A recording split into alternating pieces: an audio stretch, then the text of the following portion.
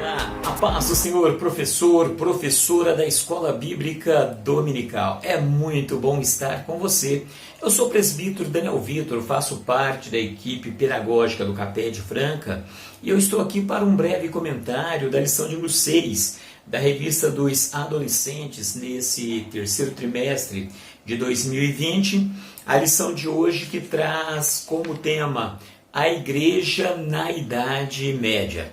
Nós aprendemos na lição anterior que durante 300 anos a igreja foi perseguida, a igreja sofreu vários ataques, a igreja tinha que cultuar escondido, e foi um período bastante difícil para a igreja.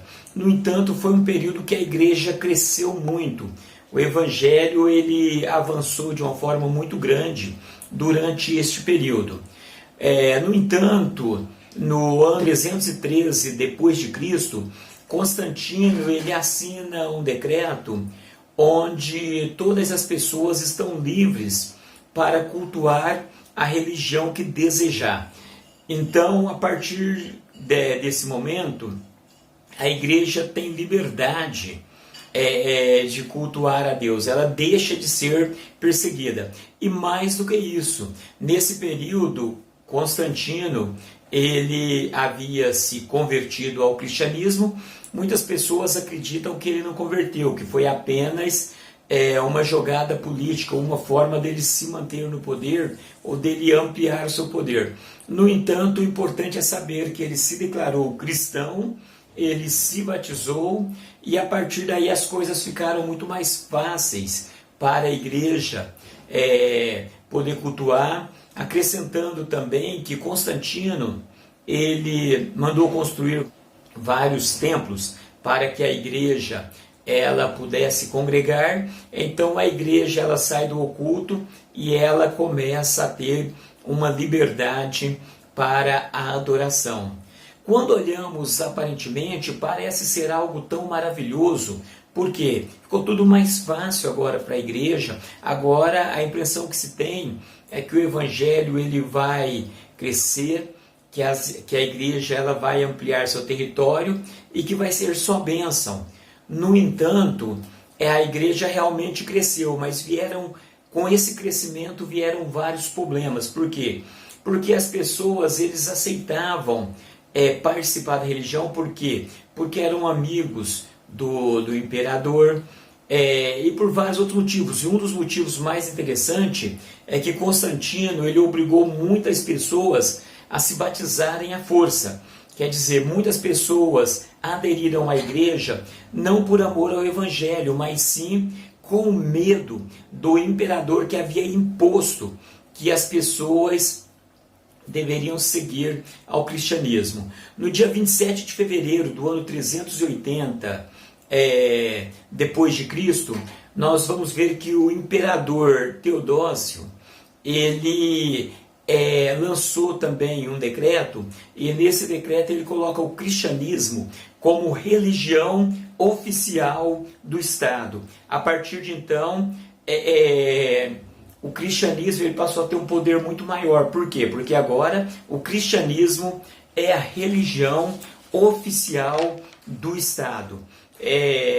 E tudo parecia estar muito bom. Nós vemos diante dessa situação que é muito semelhante à situação do Brasil. Por quê? Ficou tudo tão fácil para a igreja. E quando nós olhamos o Brasil hoje, é tão fácil, é tão simples ser cristão no Brasil. Todo mundo, eu costumo brincar que no Brasil ser cristão é chique. Por quê? Porque o Brasil ele é um país cristão. Apesar de ser um país laico, nós sabemos que desde a descoberta do Brasil, que o cristianismo ele sempre foi colocado, desde os portugueses, foi até imposto para os índios, foi imposto para os negros que aqui chegaram, e a partir daí o cristianismo ele se tornou a religião principal do nosso país. E isso é muito bom, você poder ir para a igreja, ter liberdade, tudo isso é tão bom, mas nós vemos que isso traz consequência. Cabe lembrar que a igreja, o período em que ela cresceu mais espiritualmente, foi o período em que ela foi perseguida. No período em que a igreja foi protegida, ela perdeu muito a sua espiritualidade. Por quê?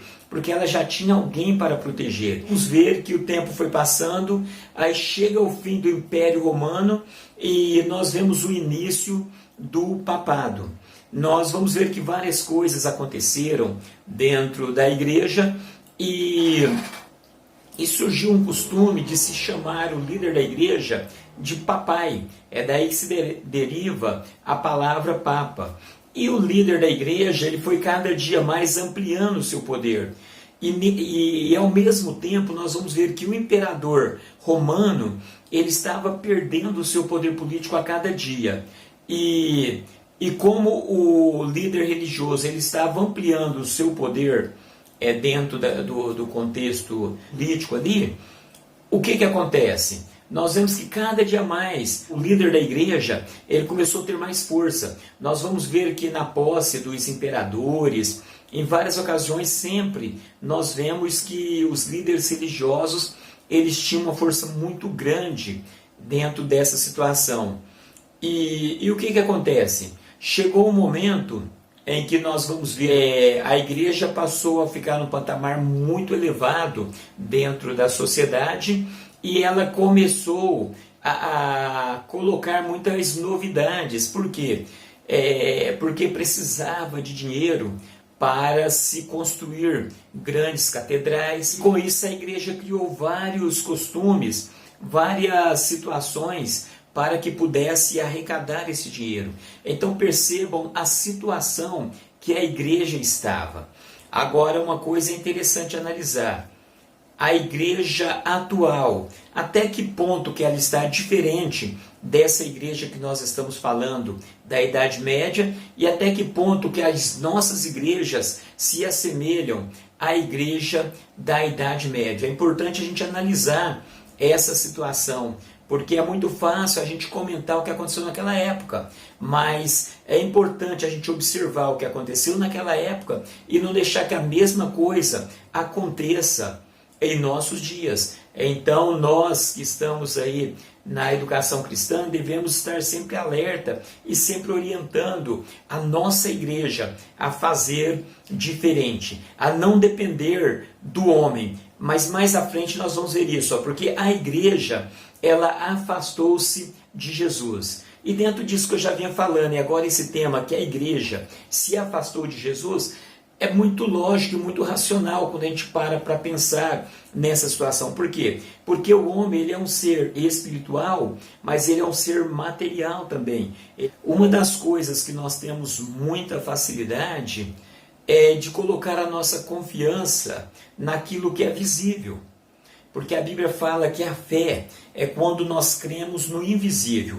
Essa igreja da Idade Média, ela tinha alguém visível para ela confiar. Por quê? Ela tinha líderes que tinham o poder nas mãos. Então, por que elas iriam, ou por que a igreja iria preocupar em orar se ela tinha, entendeu, alguém para proteger? Ou por que ela ia orar a Deus para proteção se ela tinha o seu líder que a protegia? Ou por que ela ia evangelizar se o seu líder obrigava todo mundo a seguir aquela religião? Então é muito interessante analisar isso. E foi em 1233, nós vamos ver que Gregório IX, ele instituiu o Tribunal do Santo Ofício. Esse tribunal, ele surge para quê? Ele surge exatamente para julgar aquelas pessoas que estivessem contrárias às leis da igreja. É importante lembrar que nesse período, a palavra da igreja, ela muitas das vezes, ela tinha até mais poder do que a própria Bíblia Sagrada, porque se dizia o seguinte, foi a igreja que estipulou a Bíblia, então a igreja tem mais autoridade do que a própria Bíblia. Então chegou-se a um ponto extremo, e esse tribunal, ele tinha por finalidade julgar qualquer pessoa que falasse contra a Santa Igreja. Então qualquer pessoa que fosse contra, ele seria convidado a participar desse tribunal, e se ali ele não negasse aquilo que ele havia falado, ele poderia, na maioria das vezes, ser morto pela própria igreja. Então perceba que antes A igreja era perseguida, os cristãos eram perseguidos e mortos. Agora é o contrário, agora é a própria igreja que mata quem não concorda com ela. Então essa é a situação da Idade Média, um período que foi considerado por muitos como Idade das Trevas, um período muito sombrio. Mas é importante analisar que mesmo em meio a trevas, havia pessoas que tinham o desejo de mudança. Muitos se afastaram para longe, criando os mosteiros, uma forma de se afastar um pouco daquela situação. Outros batiam de frente com a igreja. Muitas pessoas foram mortas pela própria igreja porque batiam de frente, mas o tempo foi passando e alguma coisa deveria ser feito. Nós vemos que os historiadores dizem que essa Idade Média, ou Idade das Trevas, foi até o século XV depois de Cristo. E é nesse período que surge um grande personagem que veio trazer toda a diferença naquela situação que a igreja vinha passando. Mas a história ela continua, muitas coisas estão por acontecer. Fiquem com Deus e até o nosso próximo encontro.